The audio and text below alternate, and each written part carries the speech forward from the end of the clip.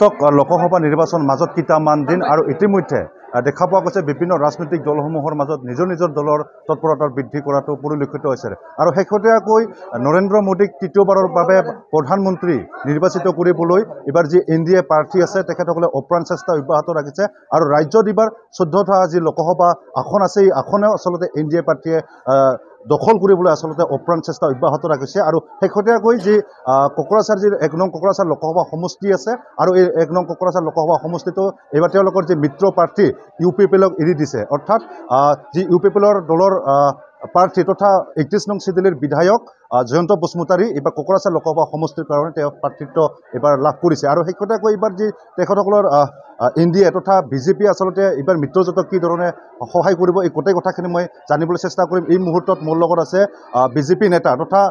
এজন BTRৰ কাৰ্যবাহী সদস্য অৰূপ কুমাৰ দে ডাঙৰীয়া মই পোনে পোনে তেখেতৰ পৰা এই গোটেই কথাখিনি জানিম লোকসভা নিৰ্বাচন মাজত কেইটামান দিন আছে গতিকে যেহেতু নৰেন্দ্ৰ মোদীক তৃতীয়বাৰৰ কাৰণে প্ৰধানমন্ত্ৰী নিৰ্বাচিত কৰিবলৈ আপোনালোকে অপ্ৰাণ চেষ্টা অব্যাহত ৰাখিছে আৰু শেহতীয়াকৈ আপোনালোকে এইবাৰ কোকৰাঝাৰত আপোনালোকৰ যি প্ৰাৰ্থী UPPLক এৰি দিছে আপোনালোকৰ মিত্ৰজোঁটক গতিকে এইবাৰ এই সমষ্টিটো উদ্ধাৰৰ কাৰণে আপোনালোকে কি ধৰণে সহায় কৰিব UPPL দলক আপোনালোকে জানে যোৱাকালি আমাৰ প্ৰতিৰক্ষা মন্ত্ৰী কেন্দ্ৰীয় মন্ত্ৰী মাননীয় ৰাজনাথ সিং ডাঙৰীয়া ইতিমধ্যে দলীয় কাৰ্যসভা এটা কৰি গ'ল আৰু কালি কাৰ্যসভাত আৰু যে আমাৰ যিমান কাৰ্যকৰ্তা BJP AGP আৰু UPPL তিনিটা দলৰ কাৰ্যকৰ্তা উপস্থিত আছিল যোৱাকালি এটা মেছেজ আহিছে যে কাৰ্যকৰ্তাসকলৰ ইমান উৎসাহ আৰু সকলে এনেকুৱা মানে আগ্ৰহী যে ইছবাৰ 400 পাৰ মানে 400 পাৰ মানে মোদী চৰকাৰ ইছবাৰ 400 পাৰ তো মিত্ৰ গোষ্ঠী হিচাপে UPPL অহা দিনত ইয়াৰ পৰা প্ৰতিদ্বন্দ্বিতা কৰিব আৰু ইতিমধ্যে আপোনালোকে জানে যে প্ৰাৰ্থী ঘোষণা হৈছে জয়ন্ত বসুমতাৰী ডাঙৰীয়া existing MLA of Sidli constituency তো তেখেতে প্ৰাৰ্থিত্ব লাভ কৰিছে আৰু আমি মিত্ৰ গোষ্ঠী হিচাপে AGP BJP আৰু UPPL তিনিটা দলেই আমি মানে বিপুল আশাবাদী যে বিপুল ভোট লৈ পেলাই আমি জয়যুক্ত হ'ম কাৰণ আপোনালোকে জানে যে ডে বাই ডে যিটো বিকাশ ভাৰতবৰ্ষৰ বা গোটেই অসমৰ মাননীয় মুখ্যমন্ত্ৰী হিমন্ত বিশ্ব শৰ্মা ডাঙৰীয়া নৰেন্দ্ৰ মোদী ডাঙৰীয়া এই কেইদিনমান আগতেই এই কেইদিনৰ ভিতৰত অসমত ইমান কোটি হাজাৰ কোটি টকাৰ প্ৰকল্প মানে আঁচনি তেওঁলোক মানে মুখ্যমন্ত্ৰী ডাঙৰীয়া আৰু মোদী ডাঙৰীয়া আধাৰশিলা কৰিলে ইমান হাজাৰ কোটি টকাৰ উন্নয়ন গোটেই অসমত হ'ব তো অসমৰ ৰাইজে উন্নয়ন বিচাৰে BTR বাকী ৰাইজ উন্নয়ন বিচাৰে আৰু উন্নয়নৰ আস্থা কেৱল মোদী ডাঙৰীয়াৰ ওপৰত আছে মাননীয় মুখ্যমন্ত্ৰী হিমন্ত বিশ্ব শৰ্মা ডাঙৰীয়াৰ ওপৰত আছে সেইকাৰণে মই জানো যে এইবেলি যে মিত্ৰ গোষ্ঠীৰ প্ৰাৰ্থী তেওঁ বিপুল ভোট লৈ জয়যুক্ত হ'ব আগৰ কথা বেলেগ আগতে এনেকুৱা আগ্ৰহ নাছিল আগতে আমাৰ অসমত এনেকুৱা মুখ্যমন্ত্ৰী নাছিল আগতে নো ডাউট প্ৰধানমন্ত্ৰী মোদী ডাঙৰীয়া আছিল কিন্তু মুখ্যমন্ত্ৰী বেলেগ আছিলে কিন্তু এই মুখ্যমন্ত্ৰী আমি জানো যে মুখ্যমন্ত্ৰী হিমন্ত বিশ্ব শৰ্মা ডাঙৰীয়াৰ যি দিনী ৰাতি যে 24/7 তেওঁ কাম কৰি আছে সেইকাৰণে সেই নাৱত সকলোৱে যাত্ৰী হ'ব বিচাৰে সকলোৱে উন্নয়ন বিচাৰে যাৰ কাৰণে এইবিলাক কোনো সন্দেহ নাই মানুহে মিত্ৰ গোষ্ঠীক ভোট দিব আৰু এইবেলি মিত্ৰ গোষ্ঠী মানে NDAৰ প্ৰাৰ্থী আৰু NDA মানে মোদী মানুহে ভোটটো মোদীক দিব এইটো UPPLৰ নহয় BJP দল বুলি নহয় নেশ্যনেল ডেমক্ৰেটিক এলায়েন্স NDA হিচাপে তেওঁ প্ৰাৰ্থী আৰু NDA প্ৰাৰ্থীক ইয়াতে ভোট দিব জয়যুক্ত কৰিব কেৱল মাত্ৰ মোদীৰ যিটো আমাৰ মাননীয় প্ৰধানমন্ত্ৰী মোদী ডাঙৰীয়াৰ এইবেলি যিটো আমাৰ সংকল্প যে ইছবাৰ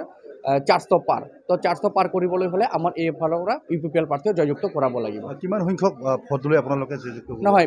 আমাৰতো মানে চিন্তাধাৰা বহুত সংখ্যক ভোট লৈ কিন্তু টাইম আছে আৰু টাইম আহক লাহে লাহে পিকচাৰ ক্লিয়াৰ হৈ আহি থাকিব ইলেকশ্যনৰ কেইদিনমান আগতে আমি মানে স্থিৰ কৰিব পাৰিম একচুৱেলি আমি কিমান ভোট লৈ জয়যুক্ত হ'ব পাৰিম কাৰণ এতিয়াও যিহেতু কোড অফ কণ্ডাক্ট লগা নাই আমি ইলেকশ্যনত এতিয়াও ভালকৈ নমা নাই কোড অফ যেতিয়াৰ পৰা ইলেকশ্যন জাৰি হ'ব সেইদিনাৰ পৰা আমি ফিল্ডত নামিম পুৰা আমি দলীয় প্ৰচাৰ দলীয় কাৰ্যসূচী বিভিন্ন ধৰণৰ কাম বা সভা লৈ পেলাই আমি ৰাইজৰ ওচৰত গৈ পাম তেতিয়া আমি গম পাম যে কিমান সংখ্যক ভোট লৈ আমি জয়যুক্ত হ'ম যেহেতু দুবাৰকৈ সাংসদ নৱকুমাৰ শৰণীয়া এইবাৰ নৱকুমাৰ শৰণীয়াক ভিটিবলৈ আপোনালোকে কি ৰণকৌশল তৈয়াৰ কৰিব নহয় নৱকুমাৰ শৰণীয়া তেখেতে আগৰ কথা বেলেগ তেখেতে আগতে মানে নিৰাপত্তা নাছিলে আগতে হিংসা আছিলে BTRত সেইকাৰণে নৱ শৰণীয়া ভোট পাইছিলে তেওঁ বহুত প্ৰতিশ্ৰুতি প্ৰদান কৰিছিল নিৰাপত্তা উন্নয়ন বহুত কিবা কিবি কৰিছিল সেইকাৰণে মানুহে হীৰাক ভোট দিছিলে কিন্তু এইবেলি যেহেতু BJP আৰু UPPLৰ চৰকাৰ আহিছে আৰু নিৰাপত্তা BJPৰ বাহিৰত আৰু কোনো দিব নোৱাৰে আৰু আপোনালোকে জানে যে BJP আৰু UPPLৰ চৰকাৰ BTRত চলি আছে সেইকাৰণে মানুহে এইবেলি হীৰাক বাদ দি পেলাই BJPৰ মিত্ৰ গোষ্ঠীক ভোট দিব কাৰণ আগতে পিকচাৰটো বেলেগ আছিল আগতে BJP নাছিলে BTCত আৰু মোদী ডাঙৰীয়াৰ বা বিজেপি দলৰ যি মানে এটা MCLA আছিল আৰু এইবেলি 9টা বা 14টা আমি জয়যুক্ত হৈছিলোঁ কিন্তু জইন কৰি পেলাই আজি 14টা MCLA আমি আছোঁ তো এই MCLA তেতিয়া মানুহে বিজেপিৰ প্ৰতি আস্থা আহিছে আৰু বিজেপিয়ে মানুহক নিৰাপত্তা দিব মানুহক উন্নয়ন কৰিব সেইকাৰণে মানুহে বিজেপিৰ মিত্ৰগোষ্ঠীক প্ৰাৰ্থী মানে জয়যুক্ত কৰিব এইটো 100% জিকিম এইটো মানে জিকাটো নিশ্চিত কিন্তু কিমান ভোটত জিকিম এতিয়া ক'ব নোৱাৰোঁ মই ক'লোঁ যে ইলেকশ্যনৰ এসপ্তাহ আগত আমি ফাইনেল কৰি দিব পাৰিম যে একচুৱেলি আমি কিমান ভোট লৈ জয়যুক্ত হ'ম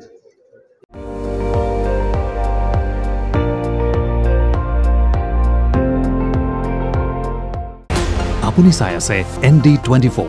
সৰ্বশ্ৰেষ্ঠ নহয় সৰ্বোত্তমৰ দৌৰ